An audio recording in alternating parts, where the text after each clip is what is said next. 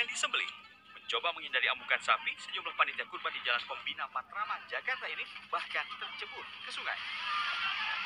Sapi sumbangan Wali Kota Tangerang Selatan juga lepas saat apel gelar pasukan Idul Adha Rabu sore.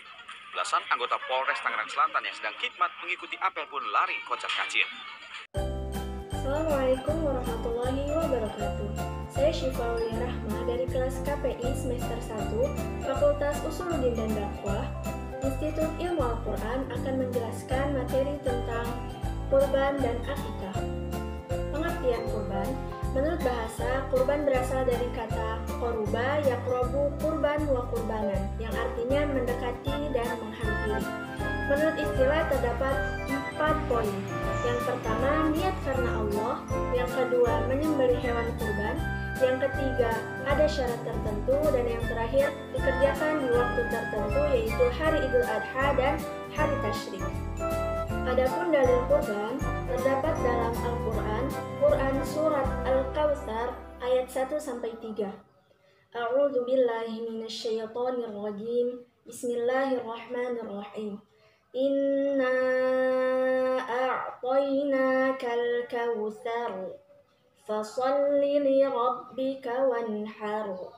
Inna syani'aka huwal abtar. Shadaqallahul azim. Yang artinya, sesungguhnya kami telah memberikan kepadamu nikmat yang banyak, maka kerjakanlah sholat karena Tuhanmu dan berkurbanlah. Sesungguhnya orang-orang yang membenci kamu, dialah yang terputus. Dan adapun dari hadis yang artinya, barang siapa yang mempunyai kemampuan tetapi ia tidak berkurban, maka janganlah sekali-kali ia menghampiri tempat sholat kami. Hadis riwayat Ahmad, Ibnu Majah, dan Al-Hakim dari Abu Hurairah radhiyallahu anhu. Menurut para ahli tafsir, kedua anak Adam itu adalah Qabil dan Habil. Qabil yang melakukan kurban dengan memberikan hasil tanaman yang jelek-jelek, sedangkan Habil yang berkurban dengan menyembelih seekor kambing yang baik. Dari sini kita tahu bahwa kurban sudah ada sejak zaman Nabi Adam alaihissalam. Para ulama berbeda pendapat tentang hukum berkurban. Yang pertama, sunnah menurut Imam Malik dan Imam Ahmad. Yang kedua, sunnah muakkad menurut Imam Syafi'i. Yang ketiga, wajib menurut Abu Hanifah. Dan yang terakhir, seluruh ulama sepakat bahwa hukum kurban menjadi wajib jika kurban tersebut menjadi nazar seseorang. Adapun rukun kurban, yang pertama ada penyembelih atau ad-dzabih, yang kedua ada hewan yang disembelih, yang ketiga ada alat yang ketajamannya dapat digunakan untuk menyembelih hewan, dan yang terakhir ada kegiatan penyembelihannya tersendiri. Adapun syarat kurban, yang pertama, syarat bagi penyembelih yaitu Islam, sudah mumayyiz, berakal sehat, tidak buta, dan membaca basmalah. Yang kedua, ada syarat bagi hewan yang disembelih, yaitu unta, sapi atau kerbau, dan kambing atau domba. Dan masih dalam keadaan hidup, kambing atau domba berumur 1 tahun masuk 2 tahun, sapi atau kerbau berumur 2 tahun masuk 3 tahun, dan unta berusia 5 tahun.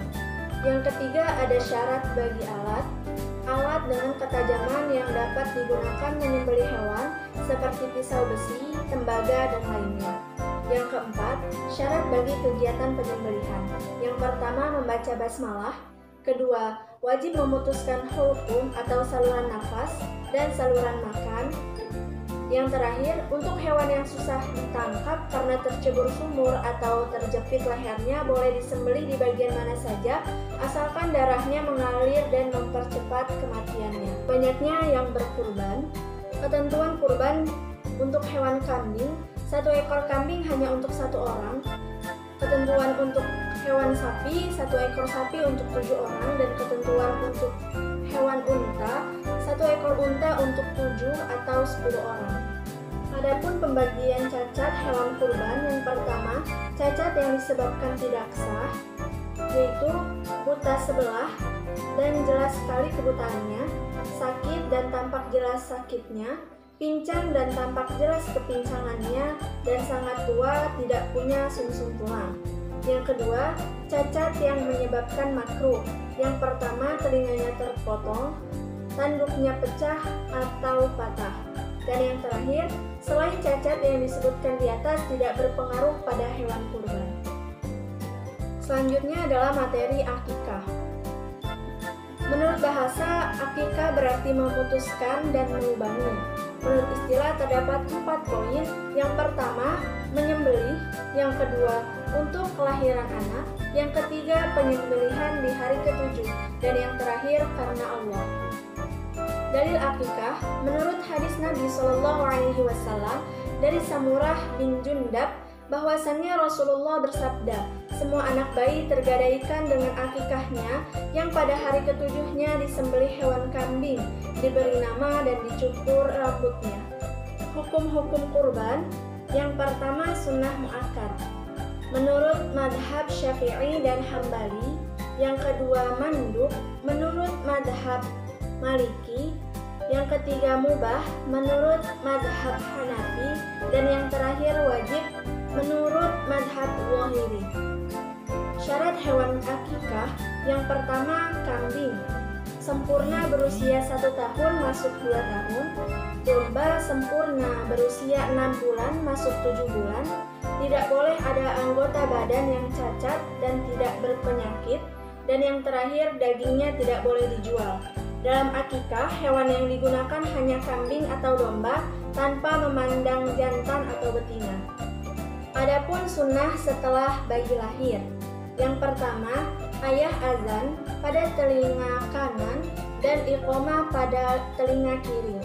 Memberikan sedikit kurma yang sudah dilembutkan pada mulut anak sampai tertelan atau mentahnik. Diberi nama pada hari ke-7, boleh di hari sebelum atau sesudahnya. Setelah akikah, rambut bayi dipotong dan sunnah bersedekah dengan emas atau perak seberat timbangan rambut. Dan yang terakhir, menyembelih hewan untuk akikah dan membaca niat akikah. Baiklah, mungkin hanya ini yang dapat saya sampaikan. Kurang lebihnya mohon maaf. Jika ada pertanyaan atau saran, boleh tinggalkan jejak di komen. Jangan lupa like, komen, share, dan subscribe. Unzur maqala wala tanzur maqala. Wassalamualaikum warahmatullahi wabarakatuh.